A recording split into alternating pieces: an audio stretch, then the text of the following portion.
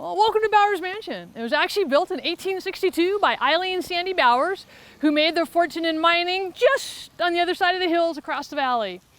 Yeah, but we're not going to talk about them. We're going to go later in the story. So in 1903, the mansion and grounds were purchased by a man by the name of Henry Ryder. He ran this as a resort for almost 50 years. This is where people came to swim, play, picnic, just to enjoy. Well, by 1946, he was getting older, and it was just too much to take care of. He decided it was time to sell, but he wanted it to become a park, because children have been playing here since the 1860s, and he wanted that to continue. Unfortunately, nobody with money agreed. Wouldn't it make a lovely casino? Well, luckily, 12 women from Reno come out here with a $1 bill and ask if he'd hold it, and he agreed. And in 3 months' time, they raised $25,000 out of private donation. Enough for the down payment, not enough to buy it. But it was enough for Washoe County to agree it had to be saved. So they paid the additional $75,000, and that's when Bowers Mansion Park came to life. Well, they can run a park and a pool. No idea what to do with that thing. So they went back to the ladies who started a new campaign to furnish Bowers Mansion. They put out a call to all the locals who started giving away their Victorian items. Everything in the mansion has been donated by locals, and you're going to be amazed at what people gave away to help recreate that Victorian experience so we can go back in time and see what it was like when the Bowers lived here. Let's go ahead and go in the mansion.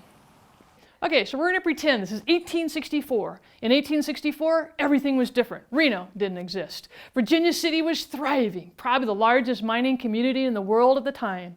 South of here was our territorial capital, and they were very busy because we were about to become a state. Just south of here, a farming community called Franktown, just northeast, a milling community called Ophir. So the valley was actually very active at the time. 1864 was the height of the Bowers wealth. If you came for a visit, you would have been greeted by Eileen and Sandy Bowers and their little girl Persia. She was about 2 years old at the time. Now Eileen, she would have brought you in here. She would have served you some tea and light refreshments, and she would have told you her story. Now, she was born in Forfar, Scotland in 1826. She married when she was 15. Her first husband, Stephen Hunter, was the son of a coal miner, and life was hard in those days. It was the Industrial Revolution, and landlords controlled the farms. Well, Stephen met some missionaries traveling to the region, spreading a new religion, and they said, if you come to America and settle in the Great Salt Lake Valley, you can have a farm of your own, raise a family, be part of a community. It sounded great. Stephen converted to Mormonism and decided to come to America. Eileen never converted, but agreed to travel with her husband in the Mormon company. Well, they first go by sea down in Louisiana. They then go up the Mississippi, up the Missouri, where they cut a wagon train that was heading west. She was 22, the year 1849. Doesn't get better than that. Thousands are heading west to strike it rich. Well, the Mormons did their best to avoid those evil Argonauts, but they were everywhere, and the talk the trail was gold. We're just guessing that's where she got gold fever. Well, they arrive in Salt Lake, and they're divorced. 3 years later, she marries again. Her second husband, Alexander Cowan, is very faithful to the church. Soon after they're married, he goes off on a mission to set up a trading post on the immigrant trail. He returns to her, only to inform her he's leaving again, this time for western Utah. This was then Utah territory. And they were having problems out here in western Utah. Because you know those crazy Californians that went west? Some of them came back. Others never made it. And they were prospecting the hills above what we now call Dayton. The idea was to bring Mormons here, set up a government, and get control. Well, Alex agrees to come. Eileen's not about to miss the adventure. She comes with them. She's one of the few women with the initial mission. Well, they set up down at Mormon Station, change the settlement's name to Genoa, get a government going. But come winter, most of the Mormons wanted to go back to Salt Lake to be with their families. Eileen and Alex winter here in the frontier, which is great, because the next spring the mission leader wants a new community just for the Mormons. He chooses Washoe Valley. Well, Eileen and Alex, they're the first ones here. Prime choice of land. They buy an existing ranch. It actually has a house and a corral. They start farming right away. Soon about 250 Saints cross the desert, set up south of here, in a little community they named Franktown. They love it. They stay for 2 seasons. But Brigham Young wants them all back in Salt Lake. He recalls the mission and everyone prepares to leave, including Alex. Eileen, she ain't going nowhere. But she can't stay here. Just been abandoned.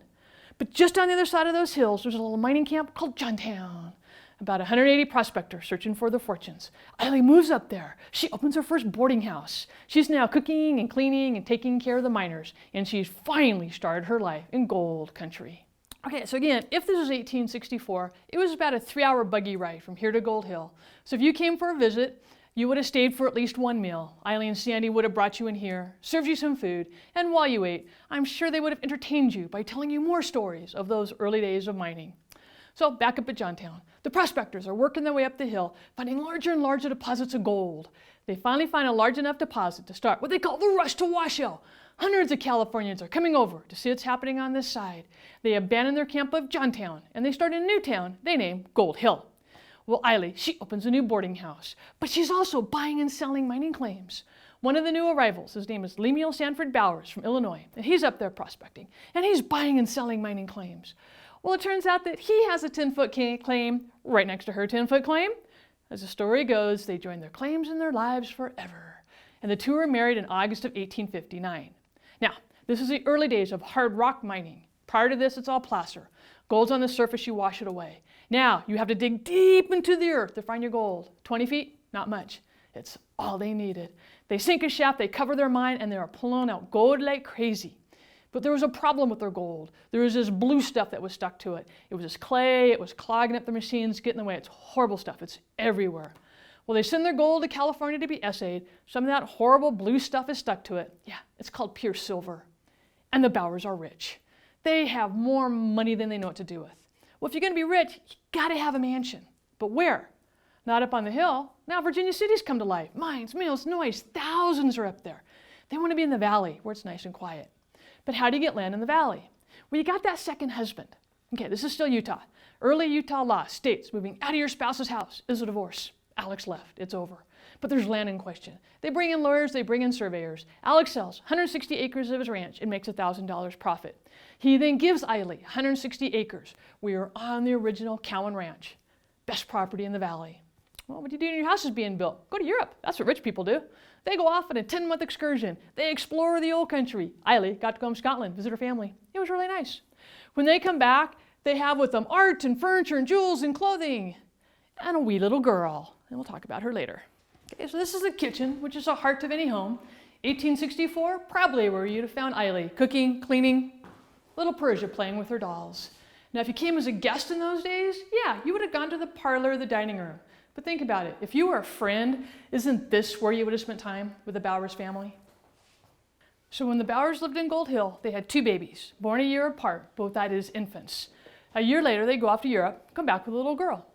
One of the stories is the Bowers were aboard a ship called the Persia, and an unmarried woman by the name of Margaret died giving childbirth. They bribed the captain to make no record, took the baby as their own, and named her Margaret Persia. Except we've done research and, yeah, didn't happen. But it's an oral history.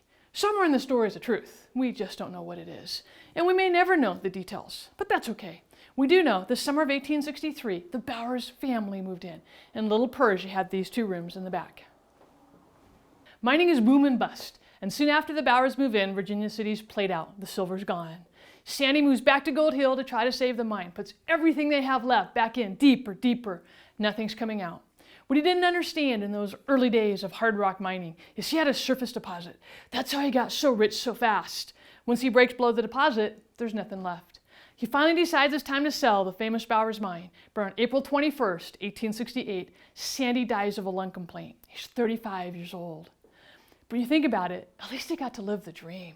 Because thousands came west to strike it rich. And he actually did it. He made the transition from prospector to mine owner to millionaire. And he did it all on his own. He lived it. Okay, so this is Eileen's suite of rooms. And the drapes are believed to be original. And they tell the tale better than I ever could. They were once very elegant material purchased in France. They're now tattered and worn. But like the Bowers story, they're still hanging in there. And we have a crystal ball. Eileen was known to tell fortunes as early as her days in Johntown, when the prospectors would go to her boarding house in the evening, and she'd entertain them by telling their fortunes and finding lost trinkets and such. Snowshoe Thompson, a local character, actually credits Eileen for having discovered the Comstock lode. According to him, one night in the boarding house, she told Peter McLaughlin and Patrick O'Reilly where to dig. And they're the two that discovered the Ulford deposit, the start of the Comstock lode that actually built Virginia City. Mining is boom and bust, and Virginia City boomed again. It was in 1873 called the Big Bonanza, started by the four Silver Kings. They were pulling more silver out of that hill over there than Eileen and Sandy ever could have imagined. There was silver further down. Sandy just never found it. Well, Eileen, all she has left is her house. But she's a boarding house keeper. She opens Bowers Mansion Resort. This became the place to go.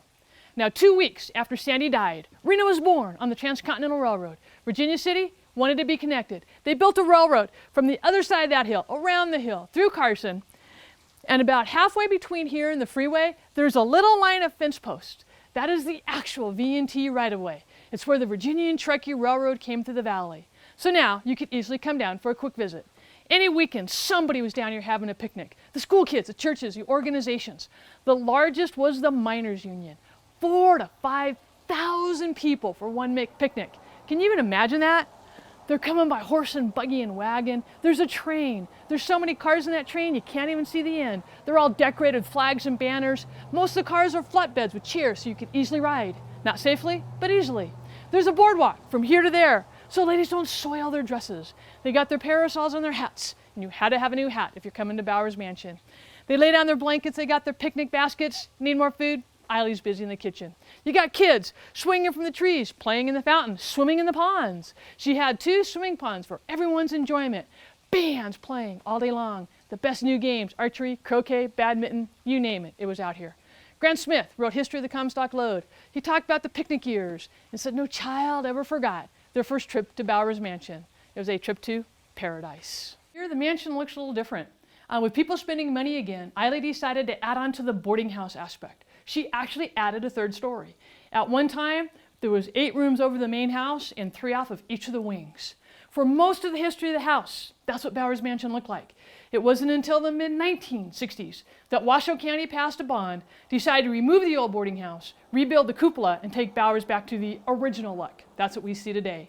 That same bond also built the 2 new swimming pools. We call them new, but they've now been out there for over 50 years. If you talk to locals who grew up here, everyone has stories of coming out to Bowers as children. It's just what we've always done. We just finished our 154th season of swimming and picnicking at Bowers Mansion.